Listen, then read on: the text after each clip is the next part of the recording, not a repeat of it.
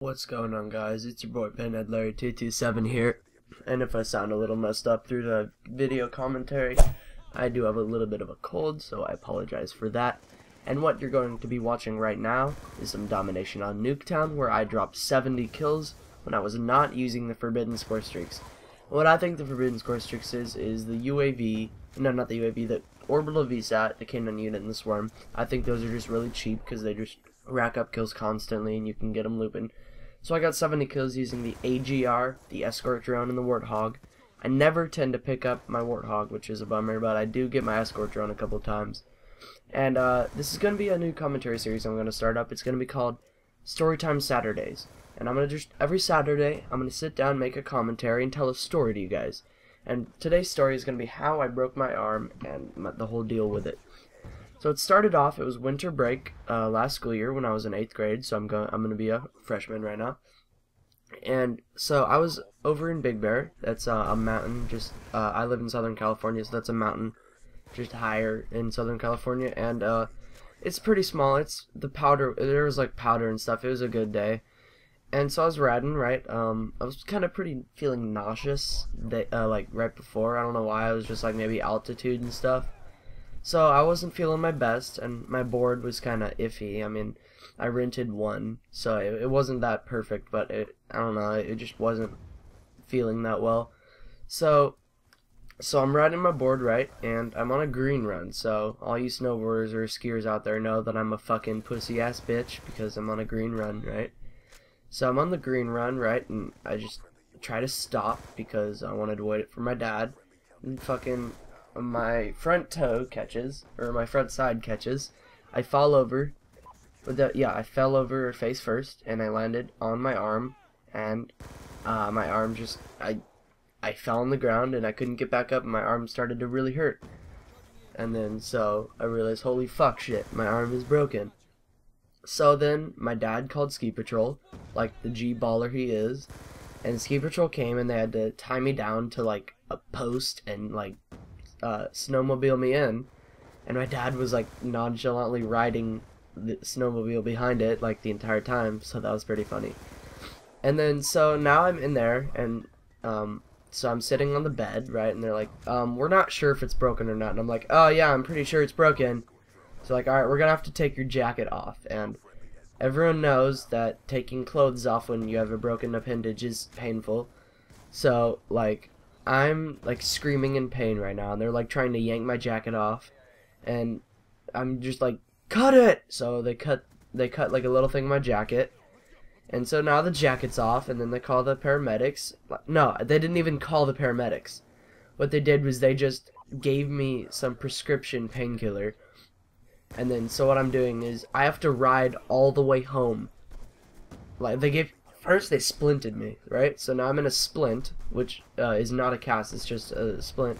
So now my arm is still not set, the bone is fucking out of place, and I have to drive like 2 hours home on some shitty ass painkiller that they gave me, and I have to wait like 3 more days until I go into the doctor to get x-rays. So like 3 more days later I go into the doctor to get my x-rays, and the doctor gets pissed at me because I can't move my arm to get a proper x-ray. So at this point I'm like, just take the 2 x-rays, and he's like, okay then. So he takes the 2 x-rays, he's like, I don't know, I think we need to take that last x-ray, which everyone knows is just because he's fucking trying to scam us, and he wants to get more money. So from those 2 x-rays you can clearly see that the bone's out of place. So the real doctor comes in, not the fucking male nurse, and he's like, alright, we have 2 scenarios that could happen. The first scenario, we're gonna put you down, and we're trying to muscle your arm into place. If we successfully muscle your arm into place, you're going to get a big cast. Alright? So, worst case scenario, we try to muscle your arm into place, we don't get it into place, and we have to put you in a tiny cast and cut your arm open and put a plate in. So, after 3 more days of waiting for that surgery, I finally get the surgery, and I wake up, and I have a big cast on, so I'm like, oh, thank God they didn't put a plate in me. And they're like, no, we put a plate in you. So, they tried to muscle my arm open. They tried to muscle my arm, right? And they couldn't get the bone in place. So they had to cut me open and put a plate in me. And it was a week later that I had my checkup to see how I was going.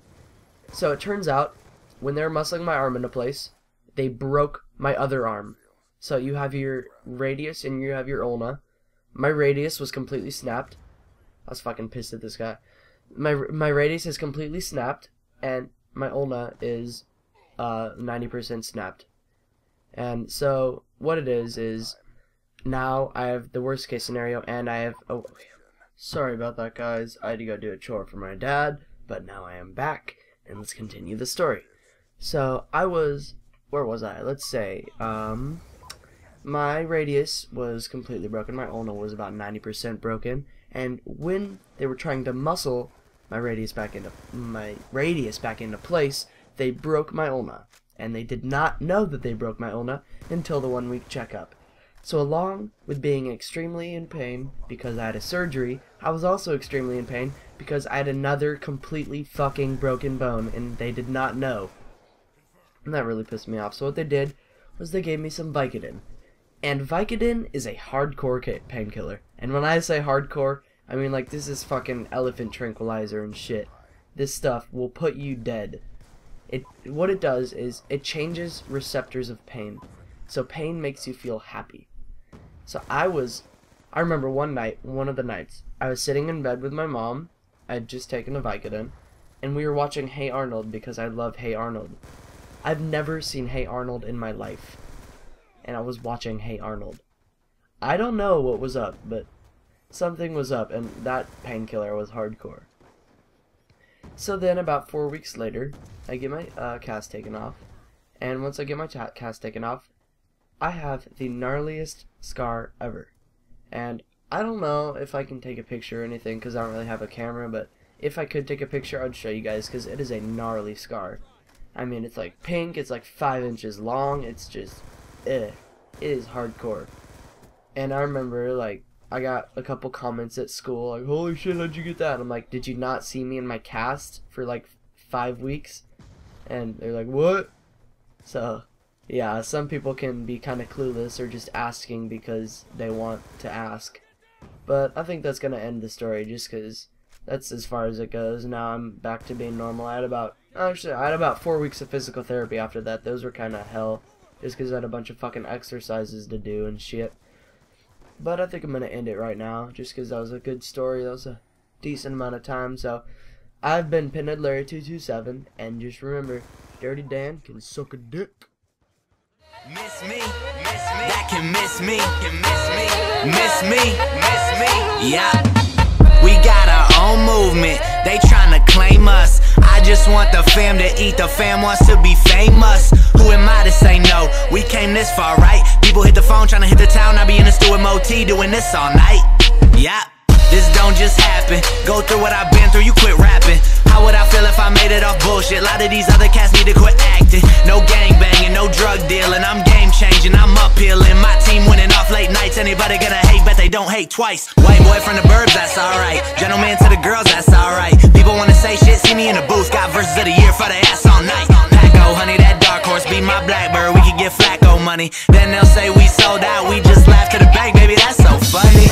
What the deal is, I ain't never signed one, I'll be where the real is, you know. My team 2 player, 2 coach, I'll be in the game like Cool Coach. Went from Uno to 2 Chos, I ain't even recruit those. But when I'm on the mic it's a funeral, I put the beat in the ground and write on the tombstone. It's me, bitch, if the beat's dead then you know. I'm wavy, huh? A lot of these cats fugazi, huh? I'ma do me straight 517, L-Town that shit made me, huh?